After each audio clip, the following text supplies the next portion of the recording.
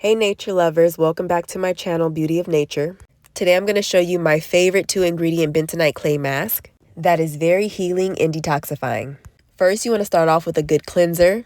You already know I'm using the foaming African black soap. 100% all natural, deep cleansing, fights acne, evens out skin tone, naturally antibacterial, antifungal, brightens your skin, giving you a natural glow. It can also be used as an all-natural body wash and shampoo. This is the holy grail of cleansers. Always leaves my skin feeling super clean and really just brightens up my face. By the way, all products used in this video will be linked in the description. And before you even say anything about my eyebrows, I'm a millennial, baby. It's not my fault, okay? I am a recovering victim of the overplucked eyebrow era. So next we're going to make our mask. I'm just using a container and a mask applicator. You really want to make sure you use a glass or wooden container. Stay away from using metal because it interacts negatively with the clay. Bentonite clay is known for its ability to draw out impurities. And aloe vera is amazing for soothing and hydrating the skin. You want to add about 2 tablespoons of the bentonite clay and then slowly add in your aloe vera gel until it gets to a smooth, creamy consistency. You want to make sure the paste is spreadable, not too thick and not too runny. Bentonite clay is an amazing natural detoxifier that helps to remove toxins and unclog pores.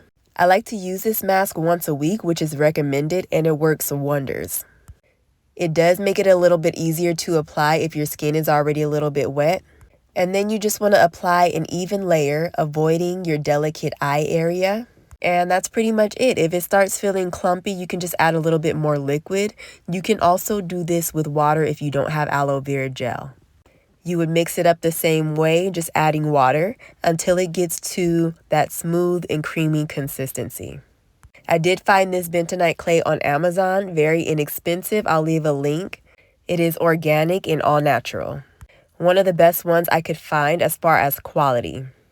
For me, this is a huge part of self-care. Taking a moment to pamper yourself with natural ingredients that nourish your skin. Just being intentional and knowing that you're using something that's ultra healing, knowing that in the back of your mind does something.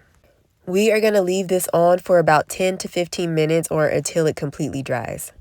And as the mask dries, you will feel a tightening sensation, which is totally normal, and it's an indication that the bentonite clay is working its magic. Once the mask is dry, you want to rinse it off with lukewarm water. And you can wet your entire face on the areas where the mask is, and then gently wipe it off with a towel, which is easier.